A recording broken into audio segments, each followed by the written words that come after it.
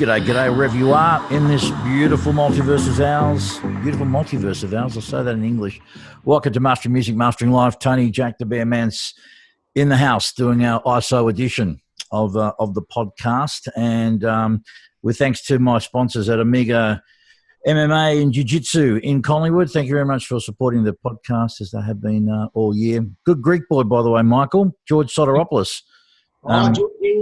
He's a Geelong boy originally. Yeah, he's a Geelong boy originally, absolutely. So still Put the UFC hat on. Yeah, he's still representing Geelong, and he's a brother from a different mother's, George. Anyway, George is a great coach. Club's a great club. I know at the moment we're down because of ISO, but we'll be back hopefully in the weeks to come. But for anyone who wants to come down, you want to get fit, if you want to become a monster, or you just want to become someone like myself, just an old cat who wants to go out there and try and get fit and try and keep active, I can highly recommend come down to Omega MMA Jiu-Jitsu, 6 Down Street, Collingwood. So tell George I sent you and he'll take good care of you. All right. I'm delighted to have on someone different on the podcast for a change. Normally, for those of you who follow me, typically we speak to people who are engineers or producers and talk about their life story. And a gentleman I'm about to speak with right now, his name is Michael Stangel. Stangel or Stangel? How do you pronounce it? Stangel is the way I'd say, but yeah, Stangel rhymes with angel, so it's nice. Michael Stangel. Michael is a stalwart in Australian music business. He's been a manager. He is a manager. He's a label owner. He's a studio musician. For those of you who might recognise him, he was on The Voice and appeared on The Voice and did himself proud there. And the reason I got Michael on the show today is because apart from talk about his music career, is that those of you who know me, I'm always fascinated to hear people's journeys who have overcome adversity, because I think we can learn a lot from people that have been through worse than us. And Michael is a guy that's running the thing called 3 Months to Live. Is that right? Yeah, it's a new thing called 3 Months to Live. And a friend of mine, I was just talking about wanting to do some. She said to me, "You should do some videos about what you've been through, what you've done. It's really interesting." And I thought, nobody's going to be interested. She goes, "You'll be surprised." And she said, why did you call it 3 Months to Live? Because at one stage I had a diagnosis that was fairly bleak. And one of the doctors said, "Look, get your affairs in order. By Christmas," and that time it was, September, October, you may not be around for your kids. And that in that moment is one of those moments where you feel the acid come from your guts and you're in shock, So that changed everything in my perception in that one moment. And then just slowly I've realised things in my life that I've used without even knowing that have helped me through some other tough times and are helping me through now. Yeah. So just to put a little bit of context around it, tell us a little bit about your background anyway, for those of you who aren't, fully familiar with your career. So why don't you just take us back a bit to the beginning, get into music, tell us what you've been doing, what are the things that you've achieved up until now as a music industry pro? Well, I grew up in a little town called Lakes Entrance. If anybody hasn't been there, it's one of the greatest little, fishing villages and tourist attractions. And I started playing music when I was about 3. My uncle had sold a drum kit to my mum. He needed some cash, so there was a drum kit in the house. I didn't know how to use it or whatever, so I started playing drums, bashing the hell out of the drums. And then from there, just music becomes something that was a part of my life. And then I just played in bands like people do for years and years. And I suppose, there's always people who are musicians, and then there's like an inner sanctum, of the industry proper. And sometimes you have amazing musicians that don't get into that. And I had a really fortunate thing happen. There was a guy called Paul Wilshire who now runs Song Trader over in the US, who is a guy who used to play in a Deep Purple tribute band. It was called the Lazy Space Truck and Speed Kings. And I got to play with Paul in that band, and he was in Ballarat. And from there, we struck up a good friendship. And then he did a lot of work for Sony, worked for a lot of those guys from the early Australian Idol days. Mm-hmm. And from there, he just started to show me how to use Pro Tools. And then from there, a whole heap of stuff happened. I got to work with, Vanessa Amorossi and the girls from Bardot and a whole heap of, guys from that era.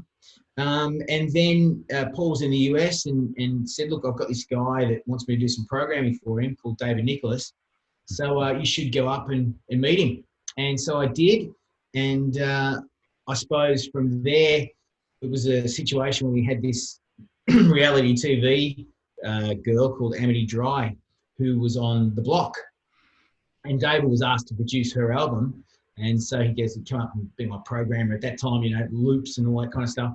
And he got the call at the same time to do the new INXS album. So he goes, I'll tell you what, I've got an idea. Why don't you produce that? I'll help you over the phone and I'm going to do the INXS album. So I was thrown in the deep end, and that sort of started my, I suppose, career as a writer and a producer and engineer under the guidance of David. And I said, I'll tell you what, because I've always been a songwriter, I'll help you with songwriting if you help me with producing. So then we started a label and did lots of really cool things from there. And I think the Veronicas was one of the bands that you two. Yeah. We got asked to come to Queensland and do some demos for these. They were called the Twins. They didn't have a name then, but they were all Glasso twins. And we just thought, we'll go up and do it. And we were at 301 in Byron. Met these girls, and as soon as you met them, there was just something different about them. They were just amazing to work with, but just had this air of confidence and not arrogance. It's really hard to walk that tightrope of being confident but not arrogant. Sure. And we didn't know what was going to happen, but from there they just went and took on the world after that. We did 4 demos with them. Some of those songs we wrote with them have been used, not by the Veronicas, released by Veronicas, but other people overseas that we did with them. And I still keep in contact with the girls, and it's fantastic. Yeah, well, the last time I saw them interviewed, I think it was on MTV. They did an MTV thing, and they just seemed so down to earth, so real, and so raw. It was a beautiful conversation that they had. It was just lovely to see the real side, because I think the public, when they come across, let's call them stars for lack of a better term, or celebrities, forget that they're human beings. And it's lovely when you see people like that who are, they can feel vulnerable enough to be open and raw, and you realize they're just no different to anyone else. Flesh and blood, made of the same stuff, same feelings, same insecurity, and it's lovely to see people when they're, they're able to, I think it's a great show of character. Yeah, they're very much like that. And, I had a really good relationship with their mum, because they were really young at that time. They were like 17, 18, and their mum said, now, Michael, I want you to make sure they don't get in trouble. So, because they dropped them off at Byron Bay, first time they'd been out of Brisbane, to record, and they were all excited. I remember one of the girls, I can't remember whether it was Lisa or Jessica, I think it might have been Jess, said, I'm going to get a tattoo. I go, no, your mum's going to kill me, but no tattoos. And of course, now she's covered in them, and so am I. But, just things like that, where I just thought, this is really scared of their mum, and their mum's like, really short little lady. But I just didn't want to get into trouble. It's a funny thing when it comes to tattoos and Europeans, shall we say? It's frowned upon, isn't it? And I'm sure. How old were you got your first tattoo? Just out of curiosity. It was after I was on The Voice. So I was on The Voice, and I was on Joel Madden's team. Mm-hmm. And obviously he's got lots of tattoos. Yeah. And he said, man, you should think about getting one. And my wife, at the time she was my fiance, she said, you're a clean skin, you should get one. And I got one. And then from there, I just loved it, and she kept on giving me Christmas presents with tattoo vouchers, and I kept on going. And so, I come from Greek origin, so I've decided to put all Greek stuff on me, and, where I'm from in Greece, and all that stuff. So everything has got a really profound meaning. So, my son's 17, itching to get tattoos, and it's hard for me to say no, but I go, like, just make sure you're doing it for the right reason, not for the wrong reason. It's exactly right. My son, on his 18th birthday, on the actual day, went out and and he chose to get his ribs done, which I thought was pretty brave. I haven't got any ribs done. I'll tell you that. And I was there watching him, and I kid you not, he was smiling. Now, I suspect he probably had a lot of joints before he went there, but he was there. He didn't flinch. He sat great. I was very, very proud of him. And he's just gone off and done a whole lot. And mind you, I got my first tattoo at 46. Yeah, there you go. Well, I was 54. So, and I'm actually glad that I did, even though I've always wanted to get tattoos. I just never found the right artist, even though I've been around musicians pretty much all my life and seen many people inked up. until a singer of a band came in one day to the studio, and he had this script around his collarbone. And I said, "Oh, who did that?" And he said, "I was singing in a band." So that day, I went and got my first tattoo, which is mine just said Jack the Bear, which is written here, right, on my front. What was your very first one? What'd you get? The first one I got was this one here, which is St. Michael. Ah, okay. That would keep my mum happy because she's Orthodox. Yeah, of course. And so it started there, and then I think the next one was this one here, which is a labyrinth, and that one got my attention right on the collarbone. Oh yeah. You know about it. I knew that one was happening, and then just from there, just my kids, and just lots of things that meant like Carpe Diem, just here, and I don't know if you ever seen the movie The Grey. I love that movie. Which movie? It's called The Grey with Liam Neeson. It's about this guy who his job is to shoot wolves, and because they were going out up in the Arctic somewhere, and as people were working on a gas line, the wolves were a real danger. So his job was to stand guard as people would work on his pipeline, and he would shoot wolves. Right. Well, the movie turns into this thing which is all about his life, and he kind of wanted to die because his wife had died from cancer. So the whole movie is about this, and he had a really bad relationship with his father. And his father was a drunk, and in his later days, he just sat in front of a poem, an Irish poem called "Once More Into the Fray," and it goes, "Once more in the fray, into the last good fight I'll ever know, live or die on this day." And I've got that on this arm. And after I went into hospital, it really hit a chord with me, because it was like that you choose whether you're going to, live or die is the metaphor, but you're going to win each day. And each day starts from the very start. And I suppose it's like I don't know if people have heard about the two wolves story, with the brave, where he asked his grandfather, what are you thinking about? He goes, well, I'm thinking about two wolves fighting, and which one I feed is going to win, and one's anger and all those things, and one's positivity. So every day you decide how your day's going to pan out, So all of that led to me getting that there, which again doesn't tickle down there. No, doesn't. A good reminder of things. So I think getting tattoos older is a good thing, because you have really good reasons, rather than one. So many people I've met, especially young guys, go, "Oh God, it's embarrassing," they've got the wrong one, So absolutely. So Michael, about 8 years ago, you weren't feeling too good, and so just take us through what happened when you got ill, and yeah. So there's a bit of a UFC connection here, because I'm a huge UFC fan. So the jiu-jitsu thing with you and the Geelong connection there is great. But I remember I went to Sydney to see a UFC event, and I was there with my wife, and we were just walking in Sydney, and I was always puffed out. For some reason, I was just really lethargic and didn't know what it was. And this went on after we'd come back, and then we got back, and it got worse and worse. And I'd had some tests for about 3 months, and they said, you've got endocarditis, which is infection in the heart. And what endocarditis is, this thing where they put a drip feed antibiotics straight into the heart to cure the infection. So I went to hospital to have that, and then they decided to give me an ultrasound just to see how the heart was. And then they found this 5.5 centimetre tumour in my left ventricle. He said, "Oh, you don't have endocarditis, you have a tumour. That's why you're really tired, and it's blocking your heart, and it's going to fall off any time." So, and a lot of times when people have a heart attack, will be this, they call the myxoma tumour, which is a benign tumour, which can break off, and then obviously catastrophic things happen from there. So luckily for me, they found that, and they got it out, they chopped it out, and I was, I felt a lot better after heart surgery, which is having open heart surgery. I'll tell you, so many older people have open heart surgery. I don't know how they get through it. It was the most painful thing, having your ribs all cut open, and it took me a long time to recover from that. And I thought everything was okay, and then I sort of lost a bit of focus, and sort of balance was bad.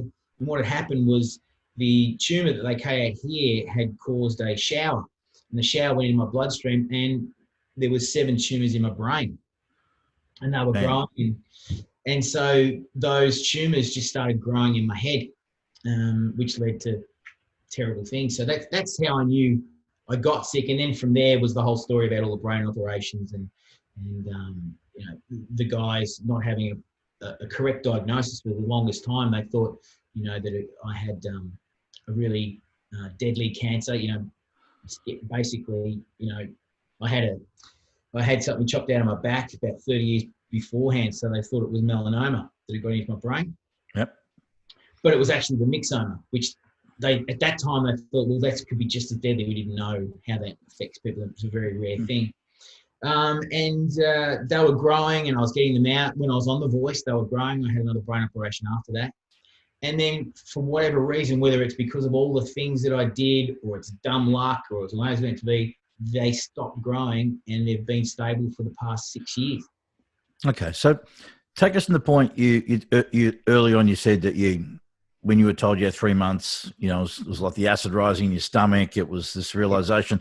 And I remember one video you said you're contemplating, you know, how do I condense or compress 40 or 50 years of life into, you know, three months. So what did you do, mate? Like, what do you attribute the turnaround? So what happened during that 3 month period, and what was going on for you, and what was life like, and what were the things that you were drawing? You said, you know, you're drawing on stoicism and stuff, but just take us through that 3 month period, man, because as far as you're concerned, in your mind, and we all know how powerful the mind is. And, you know, when my dad had he had a brain tumor, and they said to him, look, you probably got about 10 weeks. And my dad died 1 day shy of 10 weeks.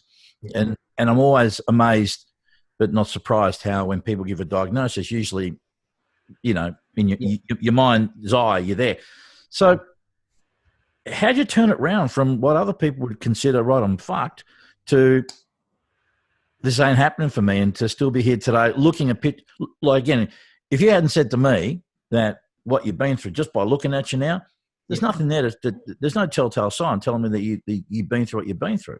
Yeah. So how'd you, like, you know, what was going on during that time, and how did it all come, you know, how'd you come through, and how have you been continuing to keep going through it? Well, you know, I think I need to be careful when I answer this, because so many people that were in the position I was in don't have that incredible luck to have say, well, this happened and some miracle happened, you know. So I'm always try to be really honest about it and say, look, what I did, it's not going to be a cure to everybody's problem. I don't have any secrets, although I did try a lot of things, and whether they contributed to me getting through or not, I don't know, and I don't really care, because the important part is to be able to keep going, you know, in a meaningful way. So, you know, I think that the biggest part of when I was told that, and just to sort of elaborate, even though I was given 3 months, there was 8 month period where nobody knew what was going on. They didn't know what it was, you know. So it was really 8 months. And I remember I was at the Royal Melbourne, and for the longest time, you know, they were saying, oh, this is, you know, the doctors, and they always come from a really good place, but nobody knew what was going to happen. And I remember when I had the first tumor out, it was thought that, you know, this is really, really aggressive. It looks like an aggressive tumor. We think it is. So the radiologist said it was what it was. The guy who operated on me said it was, you know, this is a really bad melanoma tumor in your brain. Everybody except for the pathology, which the report, they couldn't give a decisive report on to what it was. So I remember the pathology and the pathologist said, look, I don't know, but I can't say for 100% certain this is what everybody else is saying it is. So, you know, that was a little bit of a glimmer of hope, you know. And so it was something that I just thought, well, everybody's saying I'm going to die, but I actually don't feel like I'm going to die. Like, you know, there's a lot of people that say, I'm going to be okay. And then in the darkness, when they're asleep, they're thinking, oh, I'm fucked, you know. Yeah. But I actually really thought, nah, everybody's wrong. For whatever reason, everybody's wrong. I'm going to get through this. I don't know whether it means I'm going to get through this for the next 3 months, 12 months or whatever, but that diagnosis, it just didn't feel right. And I think that belief, I mean, there's plenty of evidence where people have been given terminal diagnosis and died and then done an autopsy, and there's really, they didn't have cancer anyway. So the power of the mind have caused them to believe it so much that they've passed away. Yeah. So, I just think staying positive is the number one thing. And the other thing is define your life. I mean, I've discovered Stoicism, which is something I've used without even knowing for so long, is that, and one of the main things is realizing, and every day, and this sounds a bit morbid, that you are going to die. I haven't met anybody getting out of this thing alive. That's right. Everybody I've met is going to die, and everybody that is going to be born is going to die. So if you come to terms with that, it's not about how long you live. It's about what you do in the time that you have, and you have no control over it. I mean, obviously at the moment there's, suicide rates are going up, and it's just awful. But I mean, take that aside, where life just seems so bad, where you take your own life, that you don't have a say in many things. Even if you get lung cancer because and they say, oh, you smoked for 40 years or whatever. Well, there's a lot of people smoking for 40 years don't get lung cancer, so you don't really have a choice. So you decide what you want to do with your life. And I just decided in that moment that if I had 3 days, 3 hours, 3 months, I was going to make the people around me feel like I had some control over this. And so that's what I did, and continued to do that, And it's difficult. It's a really difficult thing to do. I imagine it is. Oh, I can't even imagine what it's like to be in a situation like that. But are you a spiritual person? Just a question without notice here, but would you consider yourself one, or have you been, or are you one? Have you been, or has this situation maybe made you look at your spirituality more? You know what? I mean, a short answer is yes. A bit longer answer is yes, but am I in the traditional sense of like I believe in God and He has a purpose and He controls everything and knows what's going to happen? No. I was brought up a Greek Orthodox, so very, very religious. Really important and all that kind of stuff. But I just felt like I didn't need a God to be in control of what happened to me. I should take responsibility for what happens to me. Mm-hmm. Having said that, like I've got a tattoo of St. Michael because there's a few stories when I was growing up about my dad was in the war and he got run over by a German army ambulance and was going to die. And his mother tried to take him to the hospital, but it was full of Germans. So, the Greeks didn't have access to the hospital. So instead she took him to the church, prayed to St. Michael and said that, please, my son needs to survive. And promised that if he survives, his firstborn son will be called Michael in his honor. And obviously he survived. I was born, I'm called Michael. Yeah. So, there's some spiritual aspects of that, which are a big part of who I am. So, I can't say either way, I'd probably be, I believe in the soul. I believe that there's something that is greater than us that makes things happen, but probably not in the traditional sense of religion. Yeah, I hear. What I find interesting with people that I've met who have become ill or you read about people that are in palliative care, typically that's the time when they find their authentic self. That's the time when they go through the reassessment. They go through anything they may have regretted. They try to tie up loose ends, what have you. So during that period where you were given a finite amount of time, did you find yourself going through times of feeling regret or things that you needed to fix or a wake-up call of sorts during that time? Yeah. I mean, there's so many things going through your mind. The people around you, like, when we were told that, I remember my wife just collapsed and started, just inconsolable. And I'm sitting there watching her and it's like I was in a movie. It didn't seem as bad to me because I felt like I had some control, but the people around you, they have no control over it, So it's something that, is really hard to answer, Yeah, no, I could imagine. Yeah, I think it's also hard for people to be around people that are facing looming death. I mean, the other day, a buddy of mine called Martin, who I went to school with, we actually had a conversation about death. And he said, I really appreciate the fact that I could talk about it because I'm comfortable speaking about it. As you said, it's an inevitability. We're all going to go. No one really knows what to expect. It's not like we can send a, selfie and say, "Hey, this is what's going on. Come and Yeah. join us." But it's a conversation. It's difficult for people to have, and I think it's great that we can talk about it more and not be as afraid of it, shall we say, and maybe reframe it in a different kind of way. Because I've got to a point now, Michael, where I can't prove. I think where you stand with your spirituality and we're pretty much on the same page. And while I can't prove any of it, my philosophy these days is I'd rather live my life believing that there's something going on, and if it's not, well, it's not. Then believe there's nothing going on, only to find out that maybe there is.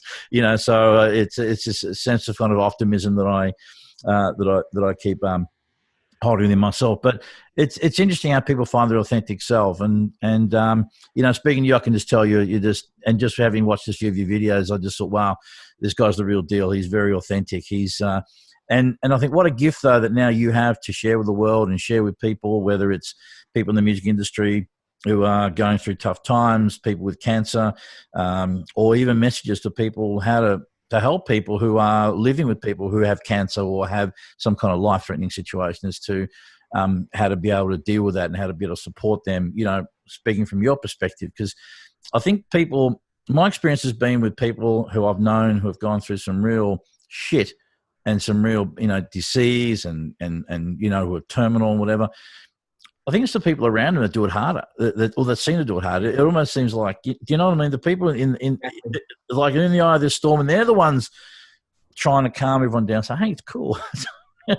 And you keep getting told that the best you can do is just treat me like, not be in denial of what's going on, but also let's just not make a song and dance and fuss about it. The more normality they can bring, the better. The hardest thing I think that I've endure, and bless everybody for doing it, but still to this day people go, are you okay? And I say, yeah, I'm fine, and in some ways it's kind of like it gets to be a little bit annoying, but at the same time I suppose it's like somebody who's ultra famous, oh my God, can I have an autograph? Like after a while it wears thin, but you appreciate the opportunities it brings. And so for me, I always try and be as polite as I can to say, thanks for asking, I'm okay. Yeah. Them reminding me, sometimes I forget that I'm okay. And then I remind them, oh shit, maybe I'm not okay. I've got a headache, or maybe this tumour's starting to bleed again, or something, So it is something that you have to come to terms with. And for me, what was worse than the tumours and all that kind of stuff was dealing with mental illness afterwards. Because no matter how strong you are in that moment, if you don't learn how to handle it properly, I often say, because I've gone through some real bad times with mental illness, that it was actually worse than having a terminal diagnosis. And before I went through that, I wouldn't say that I didn't have any feelings or respect, but I just didn't know how real mental illness is compared to I did before having that experience. So, as you well know, in our industry, mental illness it's already, one person in four in society has it or knows someone that does. I think it's 1 in 3 in our industry. It's just we're so grossly overrepresented. It's terrible. So, mate, tell me about what sort of mental challenges did you have, and again, what did you do to help manage and overcome, your mental illness? Well, the thing is, like, when you're given a terminal diagnosis and nothing is like, nobody said you're cured, you're going to be okay. It's always, well, everything's stable. Let's see how it goes.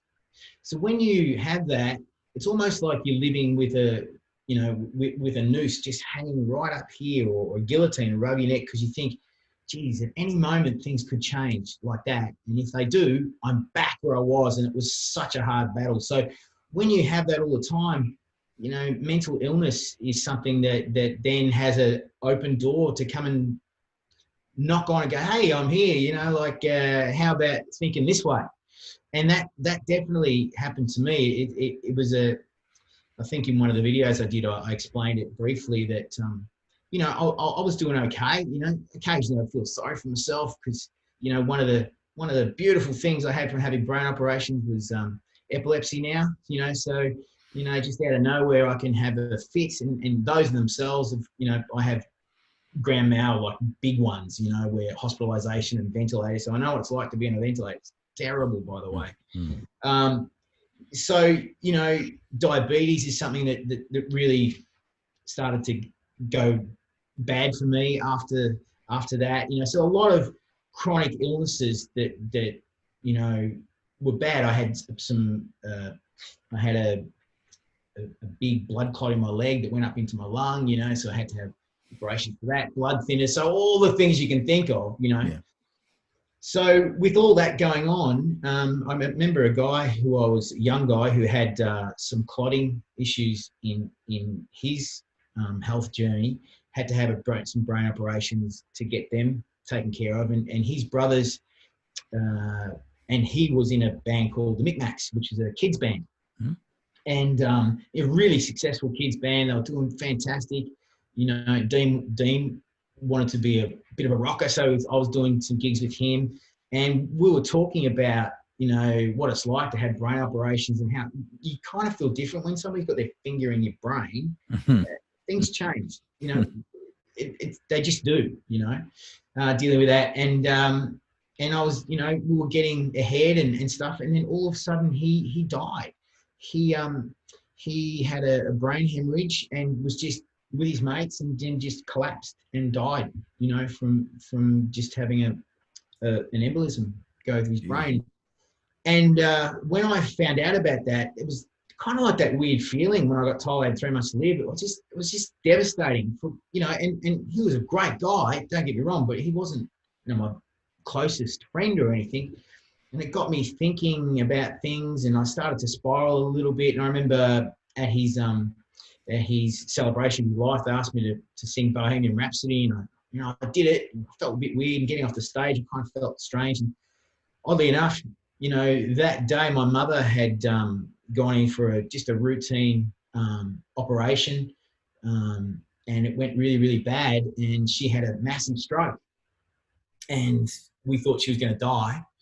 And I just started to just plummet into this, well, it was called depersonalization.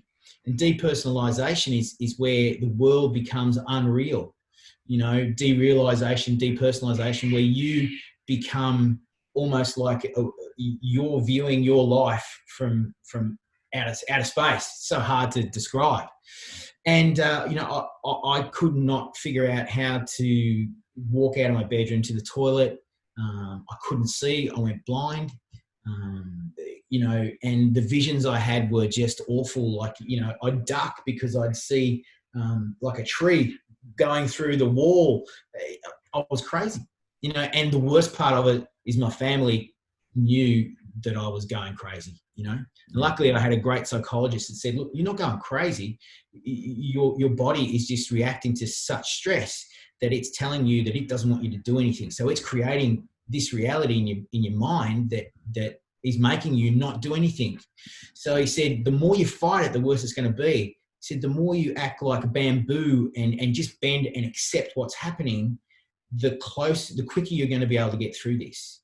So just sit there and deal with it. And he goes, just laugh at it. Oh, there's one of those monsters again. Oh, you know, and I'd talk as rationally as I am now and say, oh, I can see a monster over there, you know. And you know, I think about these people that, you know, say, oh, you know, the dogs told me to do it. And before I thought, oh, God, idiots. No, in that time, if my brain had said the only way to get out of this is to grab your dog and throw it over the balcony, I think I would have done it because I was that crazy.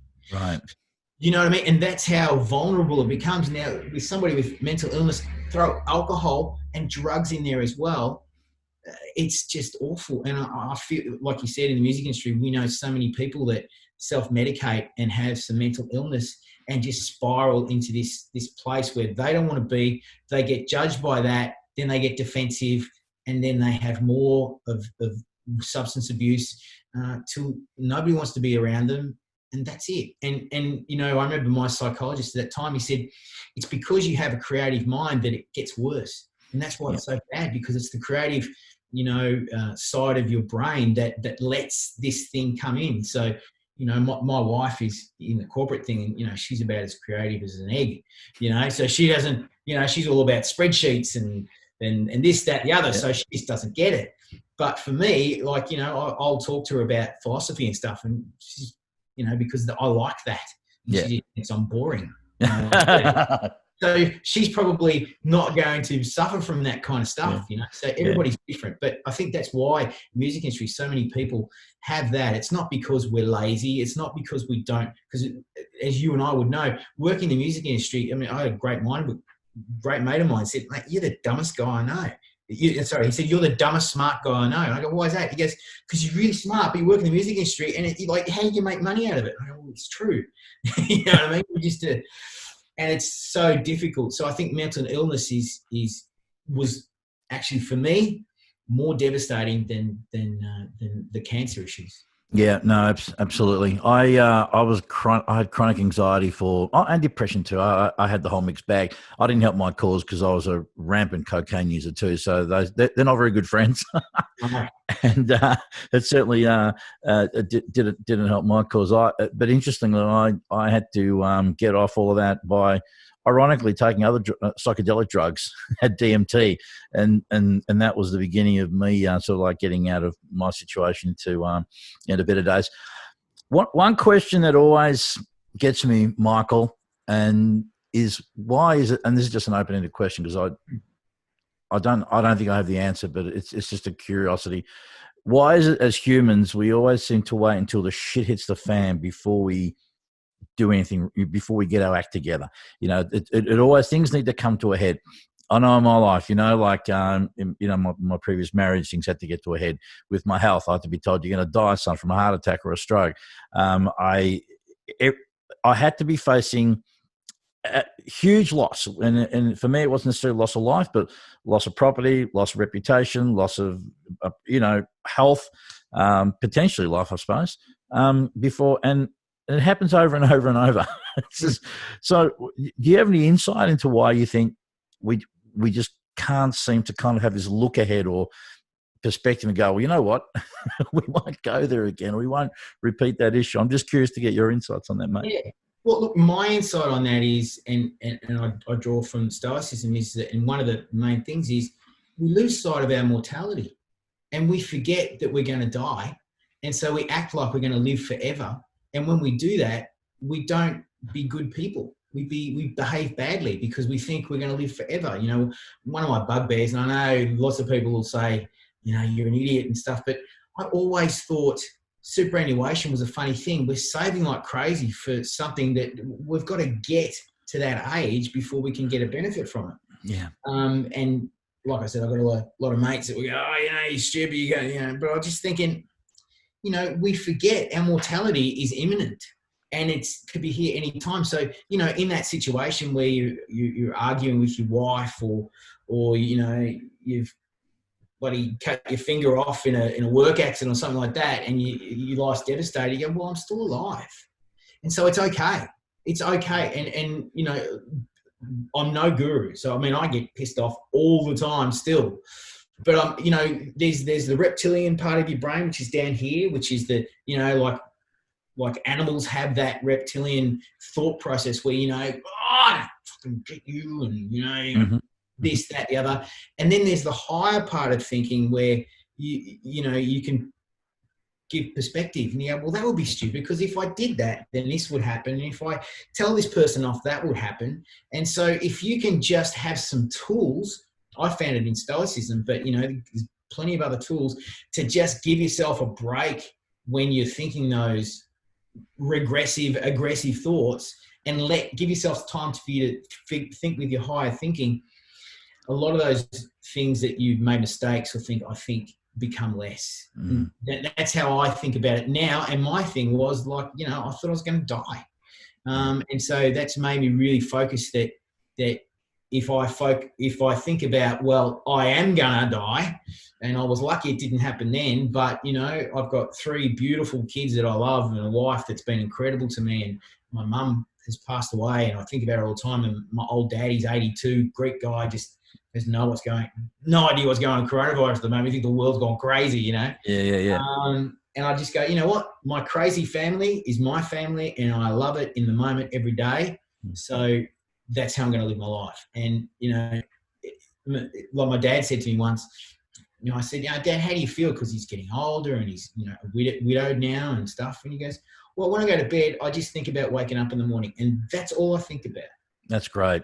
Nothing more than just waking up. And then the day will bring what the day brings. And whatever it brings, I'll just deal with it. Because, you know, he lives by himself. And I'm an only child. So, you know, I have to see him all the time. And I you know, when I'm leaving there, oh, it must be so lonely and thinking about this. But he doesn't. He just goes, well, this is my life. I'm going to enjoy it. He goes, I come into this world with nothing. You know, I left Greece at 14 when the Germans were, you know, doing what they did in Greece. I came here by myself, couldn't speak English, went and cut sugarcane, changed my name from Stanzaglu, which is my real name, to Stangel, which is a German name, oddly enough. And that was because the person he was working for in the sugarcane was German. He goes, I'm going to call you this because I can't spell your real name. Yeah. And so when you think of it that way, you know, life's not so bad. You know, I remember with my dad, and it's funny, I had a pet rat growing up, you know, and I called it Ben. And my dad never seen him scared of anything except for this rat. Right. And I used to tease him with it, run around with it, and he goes, get the rat away, I'm going to kill it. Well, I go, why are you so scared of rats? And later on, he told me, he goes, well, the reason is because in Greece, when you saw a rat, that meant the plague and germs and you would die. Yeah, right. So, you know, and that stayed with him his whole life, you know, so it's a long-winded way of how I look at it and how I think that, you know, thinking about life is great in depth, but when going about life, just don't overthink everything, you know? Yeah. You know, actually, it was Epicurus, one of his quotes I really liked, where he said, and I'm paraphrasing, but be grateful for what you have today, because what you had today once upon a time was a wish. And I found that, you know, for me, just in my life, gratitude is something that it gets talked about, and it's you know, become a bit of a cliche term. But I think intellectually, I always understood what gratitude was, and people say, you know, write shit down. But the game changer for me, Michael, was when I was actually able to feel gratitude. Like sometimes I'd just cry from joy because of what I had. And I was reflecting the other day to my wife about how when I came back from overseas in January 4, 1991, to the recession we had to have. And, you know, I had I had $8,000 of debt and a bag of clothes, nowhere to live. I had my sick mother with me at the time, dragging her around. No prospects, no work, no nothing. And just remembering just to have a bed to sleep in and somewhere to live and you know, a home cooked meal and stuff. And I got that in spades now. And so, you know, understanding gratitude from that level and feeling it and tapping into that. And I think that all of us can be gratitude for something, you know, even as shit as the current situation is of this lockdown that we're having in, you know, Victoria. Again, I said to my wife, I said, shit, imagine what's life for people that are doing solitary confinement in prison. You know, we have an hour a day to go outside, and it's all very restricted. But I went out in the sun.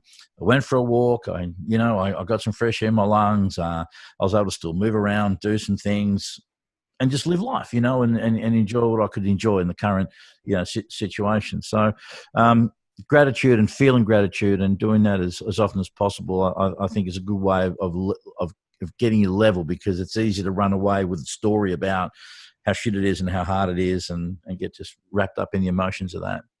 It is. And, you know, I think something that I never did in the past, which I do now, and it kind of, a lot of my mates think I'm a bit weird sometimes. I just ring up and go, how you going?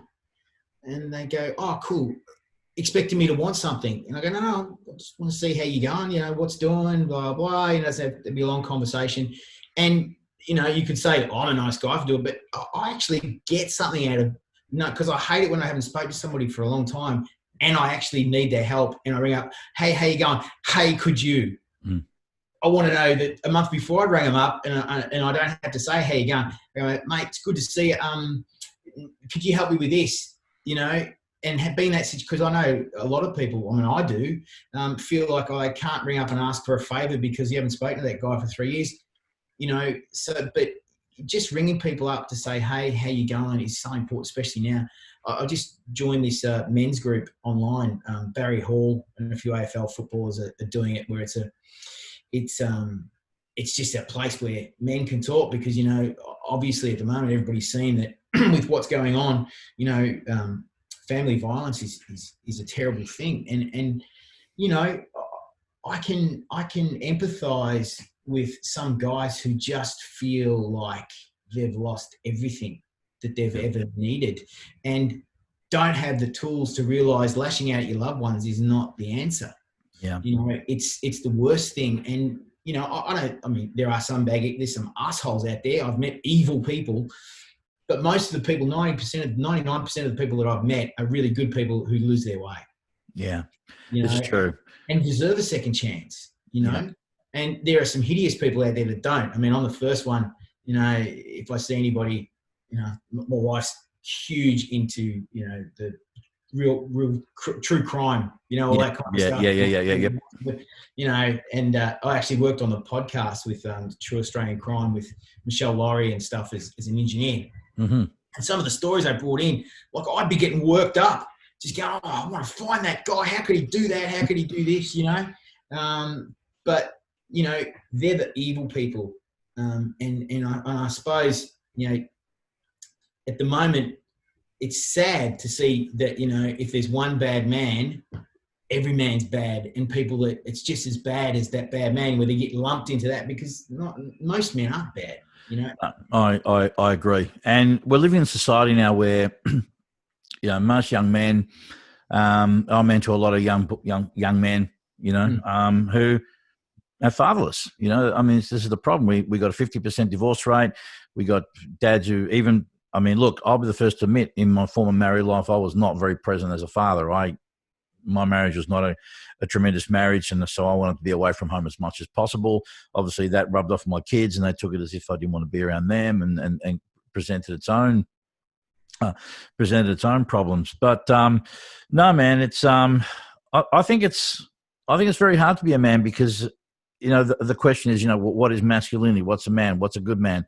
What, all this sort of stuff. And I guess you'd ask 10 people and you get 10 different answers, and they could all be clashing with each other. But I feel for young men today who don't have their fathers around, good male roles around, and I think this is where things like stoicism and again, a lot of the ancient philosophers, mate, just if we were to bring more of that back into the mainstream, because all that stuff is wisdom, mate, that's survived and will continue to. These are things that 5,000 years from now, I think these things will still apply.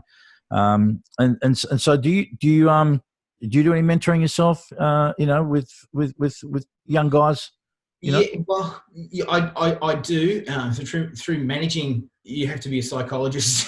Some of these artists, and a couple of the artists that I manage have had amazing, like, #1 platinum hits and albums and stuff, and now aren't at the precipice of that anymore, and have realised, well, now life is about being a musician without the ease of a Sony music or a Universal music behind them.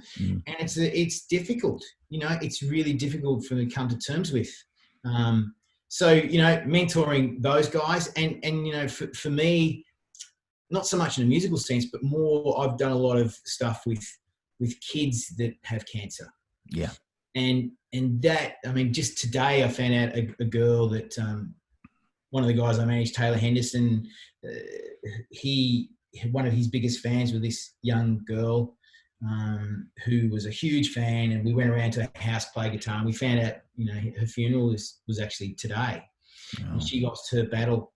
And, so many kids that I've been asked to talk to, played in front of, and they've passed away. And then, you get to that old thing again, we spoke about religion before, is why? If there's a God, why does that happen? And, I remember speaking to one lady once who wanted to talk to me about my spirituality, and she was, believe it or not, she was a white witch, Yep. self-proclaimed white witch, Yep. did all that kind of stuff. And Mm-hmm, mm-hmm. I was kind of like, nah, well, look, I tell you what, I'm not even going to talk to you unless you can answer a question, right? Mm. And she said, all right, what's the question? I said, why do babies die? What have they done? She said, well, that's a really good question. And she said, this is how I look at it. And this gives me a bit of comfort. She said, if you believe that souls come and go and, you know, you reincarnated and things like that, she goes, a baby dying is put on this earth to give a lesson to the parents about how to deal with grief. So that soul is an old soul coming back to teach a lesson to new souls. Mm. So, you know how you meet somebody, it might be my son's 10 and he's like an old soul. It's almost like he knows everything. Yeah. You know, he doesn't know, 13 times 20, but he knows, you can just tell he's an old soul. Yeah. But no one of my kids is just like just been born. It's just doing stupid shit all the time. Yeah. And when I thought about that, I thought about the connection of like, all the things with my own father that I had where we've had problems and stuff. Well, he's been tied to me to show me what it's like, because all my life I wanted him to respect me. I wanted, to make him proud. Yeah. So, and no matter what I did, it just never seemed to work. Like he just thought being a musician was the dumbest thing in the world. He's come from hard work and blah, blah, blah. I thought, well, he's always been connected to my dad to show me a lesson on the fact that, it's okay not to do or make the people you love proud, but it's not okay. But you have to do what you believe in, So eventually it turned around. When I went on The Voice, he's an old Greek man. He goes, now you're fun. Now you're doing something. Yeah. On The Voice, that's not, but all his mates, and then he was really proud, all that kind of stuff. Yeah. But before that, when I worked on all these rock albums and stuff like that he never heard of, he thought I was an idiot. Yeah. I love him for that. I went through the same thing with my dad, and it took me till, and being really honest with you, mate, until early this year to actually at 50, I just turned 57. Okay. Yeah. So I'm being very honest with you here. It took me till early in the year to really fully let go of all of that. And now to learn to appreciate my dad and who he was and what he instilled in me and learn, to forgive him, forgive myself, all those kind of, beautiful things that I always understood intellectually, but never really grasped, but never allowed myself to take on. It was my unwillingness, inability and or more unwillingness to receive all that. But, of the many, many things I'm grateful to my dad for, I think, like you, my dad was a failed academic. He was meant to be a surgeon. Life got in the way. I was meant to be a lawyer. I was juiced up to go and do international law. Didn't go through with it. My dad didn't speak to me for many, many years because for him it was important. He came from a long line of academics, and he was the only one that didn't do it. So he was living vicariously through me. But I always had that staunch, I'll show you. And so, someone said to me once, if your dad was actually supportive, do you think it would have been different? Now, the answer is, I'll never know. I can speculate, but I'll never know. What I do know is that because of his resistance, because of his, insulting me and saying I was nothing and I'll turn into nothing, that's what gave me the drive to go, fuck you. I'm going, so, and I still have that in me, and I have to thank him for that, because if he didn't provide that resistance, I wouldn't have developed that part of me that I still have today, and I'm grateful to have, and I can draw on, when I need it from time to time. I've just learned it's like aggression. I've just learned how to dial it in a bit more rather than go from 0 to 11. So yeah, it's an interesting one when you can stop and reflect and think about that the things that you think were holding you back or disadvantage or reason to feel victimized actually were gifts in their own way. Yeah, no, I agree. You say that, and talking to my dad, lots of people, when he tells a story of going up in Greece in the war and coming over at 14 and having nothing to eat and had to work, just to have somewhere to sleep, and growing up, they go, oh, you had it so hard. And his answer is, no, I had it easy. You've got it hard. And it's hard to understand. What do you mean? He goes, well, because I had no choice. I just had to work. And all I thought about was eating. All I thought about was sleeping. So I had to work. So if I fucked up at work, it meant I didn't sleep that night. So I didn't fuck up at work. So I could have something to eat. You know, so he goes, it was actually eat. But he goes, if I had the choice of doing anything I want, he goes, I probably wouldn't have done anything. Because nowadays, when you've got so much choice, I mean, obviously that's why there's so much divorce and there's so much people not being satisfied in their job, is because they think there's something better rather than focusing on what's in front of them and being good at that. And you know, so from that, I think that's another thing that I learned is, like, you know, when I met David Nicholas, you know, who, as you would know, he's an Emmy, not winning. He won an Emmy for, you know, All for Love, and engineered that, and one of the most well-known producers in the country. Worked with Elton John and everybody. You know, when I got the opportunity for that job, he said to me, "Do you know how to use Pro Tools?" And I'm like, "Well, yeah." And the reality is, I didn't know any. I didn't know how to group tracks. I didn't know anything. So I remember when we went to 301, I was working on that first record with him. There was a tape op there who'd just done the SAE course. And I'm like, I pay $50 a day. Just don't let me look like an idiot, because I really want to do this. So, you know, I'd get him to do the stuff, and I'd slip him the $50 a day, you know. And then eventually I was learning how things were going. And by the end of that album, I had enough nous to be able to work Pro Tools, which, you know, has been what I've used for the past God knows how many years to make money. And I told David that, and he goes, "Yeah, I knew you didn't know what you're doing. It was really obvious, but you had spirit. You know, you didn't want to give up." And I think that's like I was saying with my dad. It's when you've got no choice, you find ways to make things happen.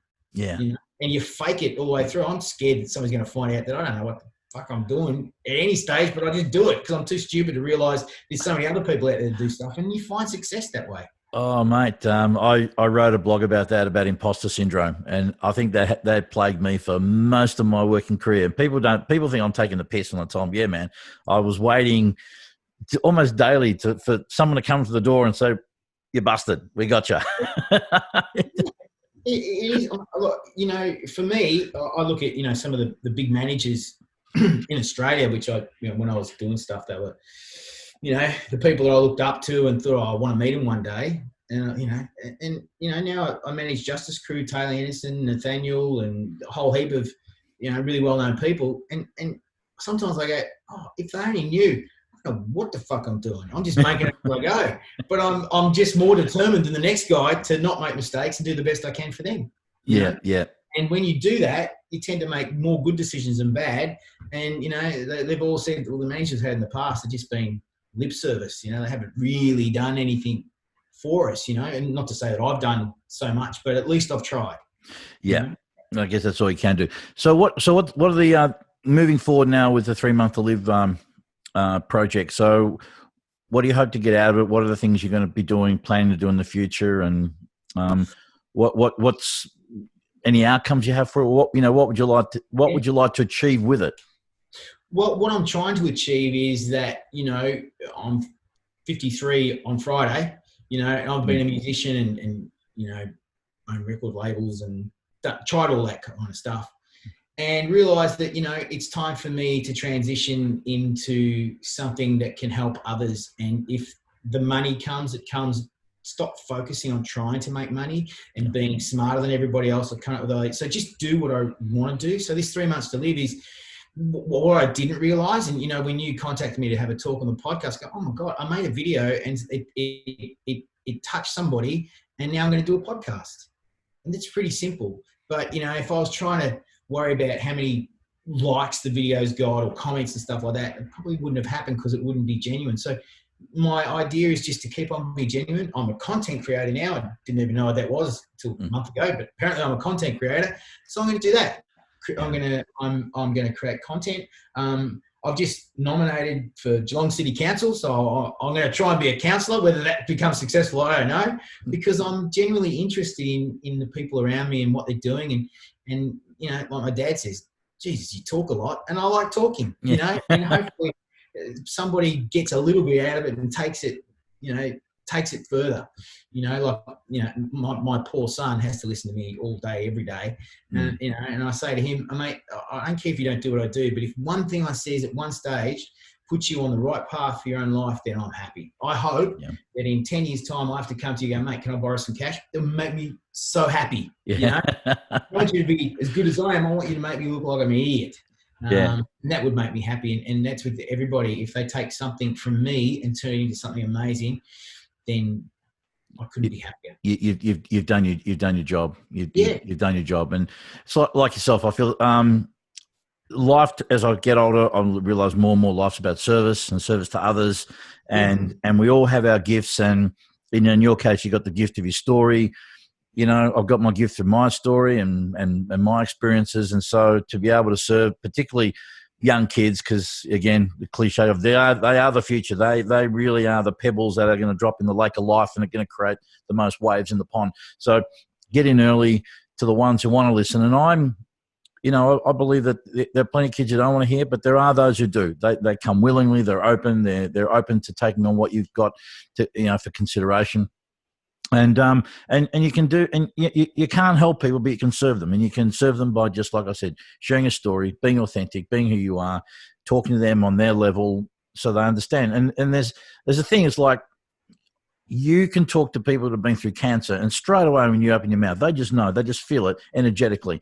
This guy gets it. This guy fucking gets it. If I talk to kids who have been drug addicted, or they're obese, or they've been sexually molested, whatever, it's like, you're telling my story. And that's a great gift. And I think it's wonderful to be at our age now where we can find ways of, like I do engineering and I love mastering, and I still want to keep mastering for as long as I remain relevant. My hearing holds up, but as I get older, and I hope to be around for a long time, is to reinvent myself and find ways of bringing value to the world, and pass on the knowledge to young kids and let them become the new engineers, get their name up in lights and become top billing, because I've had a good fucking crack at it, mate. So find other ways to. So it's been such a pleasure meeting and having talked to you, man. It's beautiful to hear more about your backstory and what's been going on, and if there's any way that we can help moving forward with what you're doing, because it seems like we're on the same page. And similar backgrounds but different sort of stuff, but as far as where we're at, and wanting to make a contribution and bring some value to the world and do something positive and leave some sort of legacy, I'm all for it, man. And I'm just delighted that you gave us your time today and shared us a bit, and we'll have to get you back on the podcast, because I would love to track your progress and how things grow and how they continue, and I think it'd be just a beautiful thing to document, as time goes on, mate. So thank you so much for your time. It's been a beautiful chat. Yeah, likewise, and thank you, mate. Thanks for inviting me. Oh no, it's a pleasure, man. I'm as I said, I've always had music industry people. Typically, they've been engineers or producers, live sound guys, some managers and stuff. I mean, you fall in that category, but and we talk about the music stuff and career stuff, and then we talk about life stuff, and hopefully kids can. But today was really more of a deeper role, a bit of a deeper dive into the life, and got a little bit more philosophical and stuff, which is my jam. I could sit and talk to you all fucking day, mate. With easy, philosophy, story, mate. It's right up my alley, and no doubt we will. So once again, Michael, thank you very much. Delighted that you're still with us. Hopefully you'll be around for many, many years to come, and all the best for the endeavors, my man. I really, truly, sincerely, wish you all the best. Thanks. I really appreciate it. No worries at all. All right then. Well, thanks again to Amiga MMA Jiu-Jitsu, George Soteropoulos, my man, down there at 6 Down Street, Collingwood. As I said, of course, we're closed, but if you guys are thinking about coming down, please come. We're a family-friendly club. We're female-friendly. We're kid-friendly. We're just friendly. We're just a friendly bunch of dudes and ladies. And so if you want to come down, do a kickboxing, a little grappling, a little wrestling, a little BJJ, a little MMA, whatever it is you want to do. You want to just come for fitness, or you want to be a savage, George will turn you into a savage. I'll tell you, he's the man for you. Anyway, thanks very much, everyone, for watching and viewing. We're on YouTube, so please subscribe, like, share, tell all your friends about us. And as I always say, please be nice to each other, but more importantly, be nice to yourselves. I love you fuckers. We'll catch you on the next one. See ya.